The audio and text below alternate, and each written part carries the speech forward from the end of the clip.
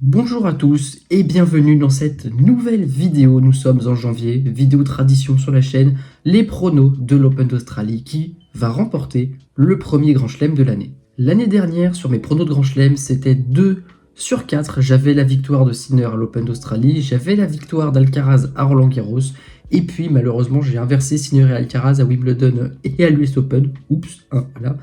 Et j'avais la bonne finale à chaque fois. Voilà, j'avais trouvé Zverev à l'Open d'Australie, puis ensuite, les 3 autres finales n'étaient pas très compliquées à trouver.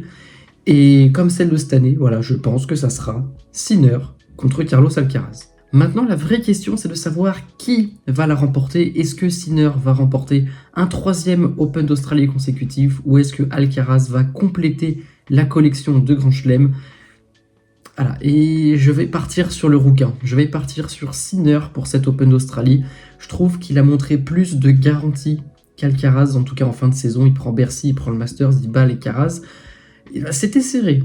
C'était serré de la finale du Masters, mais Sinner s'en est sorti, même si dans le premier set, il y a eu une balle de 7 pour Carlos. Enfin, voilà, c'est Sinner qui s'en est sorti.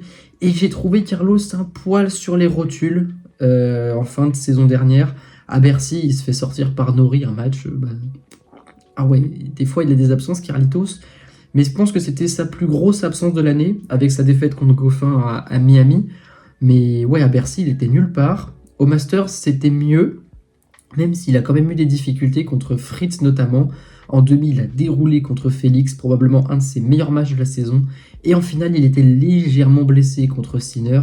Mais voilà, je trouve que Sinner m'apporte plus de garanties. Et Carlos, les débuts de saison, ça n'a jamais été son point fort. Il n'a jamais dépassé les quarts de finale à l'Open d'Australie. Donc voilà, après, il ne peut que faire mieux, j'ai envie de dire, quand on voit le niveau actuel du classement, il ne peut que faire mieux que quart de finale. D'ailleurs, c'est à partir du moment où il fait quart de finale, il conserve sa place de numéro 1 mondial. Voilà, à voir le tableau qu'ils vont avoir, mais je me fais pas trop de soucis pour l'un et pour l'autre. Et qui peut être la plus grande menace pour eux? Eh ben, c'est Novak Djokovic, probablement. À 38 ans, le Serbe est toujours là. Il a fait demi-finale de tous les grands chelems l'an passé. Alors, il n'a jamais passé la demi, mais il a toujours été battu soit par... Ah non, il perd contre Zverev à l'Open d'Australie. Bon, il était blessé. Et ensuite, il perd contre Sinner à Wimbledon et Roland-Garros, et contre Alcaraz à l'US Open. Et à chaque fois, il n'arrive pas à prendre un set. Et pourtant, il a joué des bons matchs, parce que notamment à Roland-Garros, il joue un très bon match contre Sinner. Mais voilà, Novak, il y a des limites physiques qui commencent à apparaître et je ne le vois pas se faire les deux en enfilade. Il faut qu'il y en ait un qui tombe avant pour que Novak ait une chance. Et voilà, je l'ai déjà dit l'année dernière, mais je pense que c'est contre Alcaraz qu'il a le plus de chance. Sinner, c'est une version améliorée de lui, globalement. Il joue plus fort, plus vite et de la même façon. Donc voilà, Novak, il va lui falloir un brin de chance pour réussir à aller chercher un 25e Grand Chelem. Et plus le temps passe, plus les occasions se réduisent. Alexander Zverev, probablement la déception de l'année dernière, un gars qui était numéro 2 mondial après l'Open d'Australie et on disait de lui, il peut aller chercher la place de numéro 1 avec la suspension de Sinner. Il a fait une année immonde, il prend qu'un seul titre à Munich, il se fait foudroyer par Djokovic à Roland-Garros, à Wimbledon il perd au premier tour, à l'US Open il perd au 3e. Voilà, Zverev, ça n'a pas du tout été son année. Il y a la finale de Vienne, qui est bien, contre Sinner, où il s'en sort bien. Tout ça pour se faire vaporiser par le même Sinner la semaine suivante à Bercy. Enfin bref, Zverev, ça a été une année un peu horrible. Et je ne le vois pas inverser la tendance. Il a une finale à défendre et ça peut faire mal au classement s'il perd aussi tôt que dans les autres grands chelems. Parce que une finale, c'est 1200 points. Et là, actuellement, Zverev, il a 1000 points d'avance sur Félix. Donc en théorie, ça devrait aller. Il pourrait redescendre 4, 5 au max. Mais ouais, Zverev, je suis pas confiant pour lui. Et je viens de l'évoquer, celui qui a une belle carte à jouer pour moi, c'est Félix Auger-Aliassime. Voilà, j'ai trouvé sa fin de saison très très bonne. Voilà, puisqu'il fait finale à Bercy, demi au Masters. Donc voilà, Félix sur dur, c'est probablement à l'heure actuelle le 4e meilleur joueur au monde. Et alors, en particulier en indoor, en outdoor, il y a encore des progrès à faire. Félix, c'est quelqu'un qui a un jeu qui est très réglé, et dès qu'il y a un brin de vent, de chaleur, pour le dérégler, c'est plus compliqué. Mais en général, il attaque assez fort ses débuts de saison. Donc voilà, on verra pour Félix. mais je pense qu'il a une carte à jouer. Ne pas le voir en quart de finale, ce serait une déception. Et je pense qu'il a la demi dans les mains. Alex de Minaur, fin de saison, coup-ci comme ça. Enfin voilà, c'était ni excellent ni très nul. Il fait demi au Masters avec une seule victoire contre Taylor Fritz. Il se fait vaporiser par Sinner comme d'habitude, j'ai envie de vous dire, le pauvre. Et ouais, de Minaur probablement comme d'habitude, un petit quart de finale, 8e quart, probablement pas une demi. Il y a vraiment un plafond de verre pour lui et j'espère qu'un jour il va arriver à le casser. Mais ça me rappelle un peu Andrei Rublev à l'époque, qui était en 8e quart de tous les grands chelems, mais qui ne dépassait jamais ce stade. De Minaur, c'est exactement la même chose. Et avec son jeu, je suis pas sûr qu'il ait les moyens de faire beaucoup plus. Là, il y a la United Cup à l'heure où je m'enregistre. Il joue pas mal.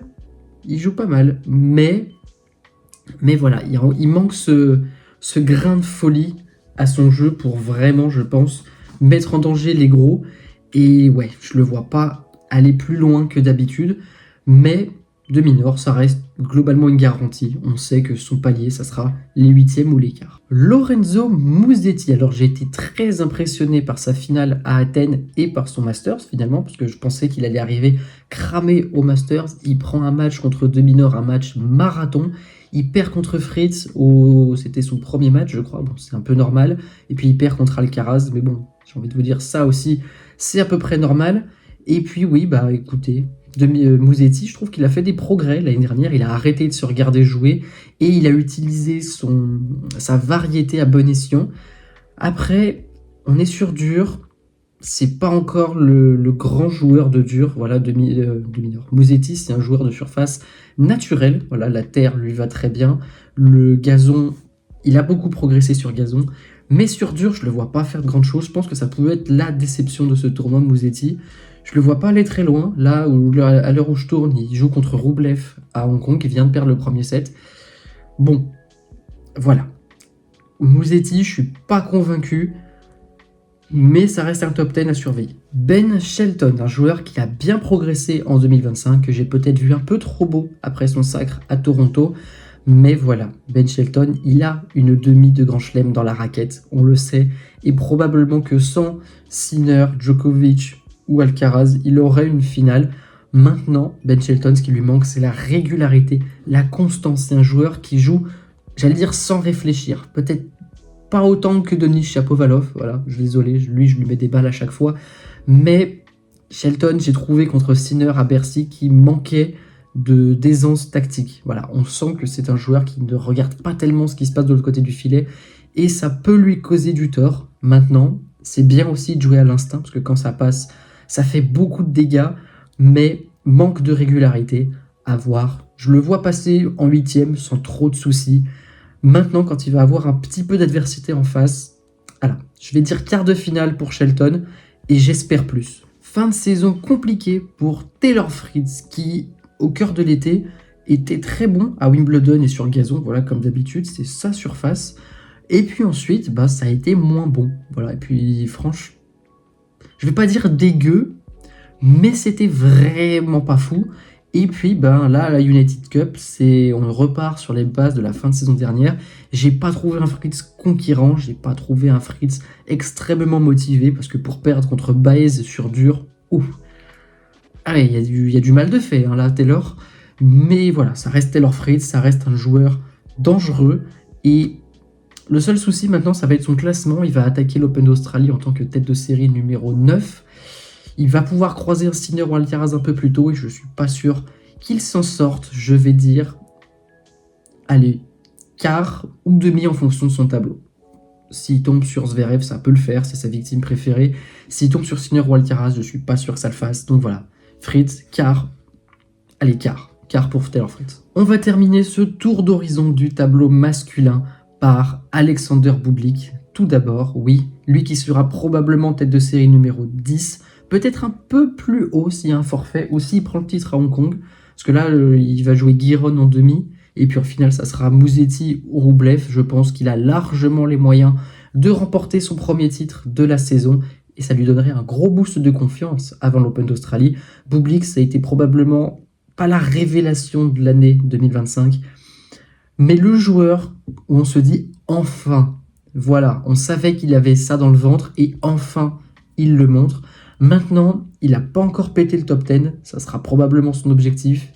Et je pense qu'il va arriver motivé à l'Open d'Australie. Et j'espère voir un Bublik aller très loin. Voilà, je me dis, un Bublik en demi, ce serait juste fou. Et je pense que lui, pour le coup, s'il joue sans réfléchir, il a les moyens d'aller loin. C'est un peu l'inverse de Shelton. Bublik, quand il commence à réfléchir, en général, c'est là où... Voilà. C'est un joueur qui a trop d'options, en fait. Il a tellement une belle main que quand il réfléchit, en fait, c'est juste qu'il sait plus quoi faire. Lui, quand il joue à l'instinct, vraiment, c'est un joueur très dangereux. Et j'espère le voir en demi, sincèrement. Et on termine par, je pense, le sous-marin de cette US Open, celui que personne ne va vouloir croiser en 8e, Daniil Medvedev. Alors oui, je décide de faire confiance à Medvedev. Je trouve que sa fin de saison a montré du progrès. Premier titre depuis Rome 2023 à Almaty. Alors il y a encore des moments où un peu de flottement pour Daniil. Il perd contre Moutet à Vienne, le tournoi suivant, voilà, où il s'affronte très tôt et il perd contre le joueur qu'il avait battu en finale. À Bercy, il peut battre Zverev. Voilà, il a la balle de match. Et puis, malheureusement, c'était un match très serré et il finit par le perdre. Mais je trouve que sa collaboration avec son nouvel entraîneur est assez fructueuse. Là, lui, il joue Brisbane. Il joue à Brisbane. Il va jouer, là, son match a dû commencer à l'heure où je m'enregistre, sa demi-finale. Et je le trouve très convaincant. Voilà, à Brisbane, je trouve que c'est un joueur qui prend enfin l'initiative d'aller au filet, qui a de nouvelles armes dans sa raquette et qui retrouve une excellente défense. Voilà, Daniil, c'est un joueur qui fait des allers-retours, droite, gauche, droite, gauche. Et je trouve qu'il retrouve cette capacité défensive qu'il avait un peu perdue. Il va être probablement tête de série numéro 12, 11. Mais voilà. Ça veut dire qu'il pourrait jouer un Sinner ou un Alcaraz dès les 8e. Et je pense que personne ne va avoir envie de le croiser. Donc voilà, Daniil, ancien numéro 1 mondial, il a quand même fait 3 finales à l'Open d'Australie. Ça reste un champion, ça reste un danger. Chez les femmes, c'est un peu plus compliqué. Si je dis pas de conneries, l'année dernière, j'ai fait 0 ou 1. Voilà, je m'étais raté à l'Open d'Australie, je m'étais raté à Roland-Garros, je m'étais raté à Wimbledon. Et l'US Open, je sais plus, je crois que j'avais dit Sabalenka, mais j'ai un doute. Donc voilà, 0 ou 1 chez les femmes, c'est beaucoup plus compliqué. Alors pour cette année, je vois pas Madison Keys rééditer son exploit de l'an passé. Elle a fini la saison sur les rotules et je suis pas sûr qu'elle ait l'énergie nécessaire ni la volonté nécessaire pour aller défendre son titre. Est-ce que Sabalenka, qui était devenue la reine de l'Open d'Australie, va le reprendre? C'est ce qu'il y a de plus probable. Est-ce que Anisimova peut aller chercher son premier grand chelem? Possible. Swiatek joue bien en ce moment. Voilà. Est-ce que Iga peut aller chercher son premier Open d'Australie et compléter sa collection de grands chelems? Mais celle que je vois bien performer, et je vais la mettre en vainqueur, c'est Elena Rybakina, qui a remporté le Masters d'une manière très convaincante. Il ne lâche pas un set. Et ouais, Rybakina, quand elle est on, c'est quelque chose. Elle est remontée au 5e rang, ça veut dire qu'elle va éviter les grosses têtes assez tôt dans le tournoi. Et voilà. Je vais partir sur Elena Rybakina, vainqueur de l'Open d'Australie. Et vous, quels sont vos pronos pour cet Open d'Australie? J'espère que cette vidéo vous a plu. N'hésitez pas à me dire qui vous voyez dans les commentaires. Et puis, abonnez-vous, likez la vidéo, partagez-la, commentez-la. Voilà, faites tout ce que vous avez à faire. Vous êtes au courant. N'hésitez pas aussi à vous abonner à ma chaîne sur Insta et sur TikTok. En ce moment, on est très actif avec la CAN en short. Donc voilà, n'hésitez pas à vous abonner. Et quant à nous, on se dit à très vite pour une nouvelle vidéo. Ciao, ciao.